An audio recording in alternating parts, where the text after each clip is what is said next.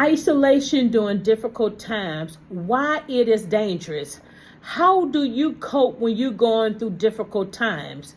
Many people go through difficult times. They begin to isolate. They pull away from family and friends because life can become so overwhelming with fear, worry, stress, and this pure exhaustion. So we're going to talk about 4 things that we should not do when we isolate and what is the danger of isolation. For the first one, we're going to talk about the mind, because the mind is the battlefield. And so we want to make sure that we stay stable with our thought process. We want to make sure that we keep a positive mindset. But when you isolate from people, you begin to become unstable in your thinking. Number 2 is you become vulnerable. Is that when you isolate, you become vulnerable because you begin to think that no one understands, no one cares. So how can someone reach out to you? How can someone support you when you isolate and you pull away from those that you love? It can be a family member, it can be a co-worker, it can be a church member, it can be someone in your immediate family. So don't pull away from people and isolate because you get into your own feeling, your own thoughts. Amen. Number 3 is a lack of accountability. And what I mean by that is you begin to see things in your own eyes. You begin to make excuses on why you feeling the way you feeling.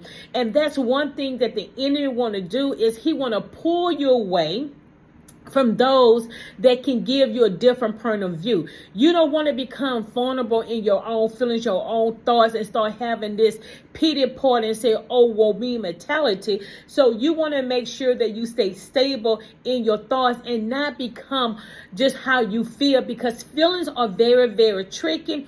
Feelings are deceptive. Amen. Number 4 is we begin to over-rationalize what we're going through. We begin to say this is bigger than what I can handle.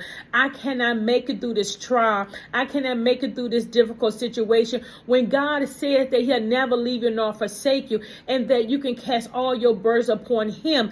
And so you don't want to over-rationalize and like you're the only one, because that's what the enemy do. He would trick you like no one else been going through this. No one been through this battle. No one has been through this pain. So you want to make sure that you don't isolate, and you want to make sure that you stay close to those that you know. You can have accountability partner. You reach a girlfriend. You reach your husband, your wife, your children. Someone is there for you.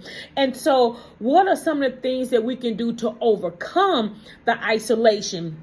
Number 1 I put is pick that 1 or 2 person that you really, really trust.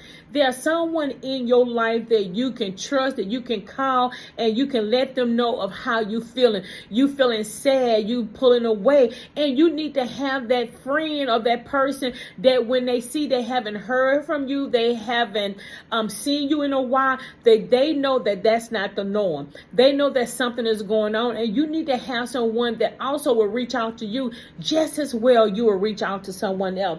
Point number 2 is you have to pray. When you're going through difficult time, you have to pull away and pray. Amen. You have to talk to the Lord and say, Lord, I'm going through this. Lord, help me, guide me, give me some direction. And guess what? God would do that. Number 3, I talk about this accountability point. You need to have someone that gonna hold you accountable to certain things. Like they expect you to be positive. They expect you to go. Maybe, hey, you have a time where y'all go out and y'all have lunch, y'all have brunch. You may go walk out. Y'all might call each other once or twice a day. When they see that your norm have changed, then they're going to say, you are accountable. No, you're not going to stay in your house and just dig your head in the sand, or you're not going to lay in the bed and have the pillow cover over your head. Be accountable to get up and fight. Amen. Don't lose faith. So if you want to hear more about the how I'm going to address adversity, then make sure that you hit the subscribe button, because I have more to talk about isolation and how do we overcome these adversities in life. God bless you.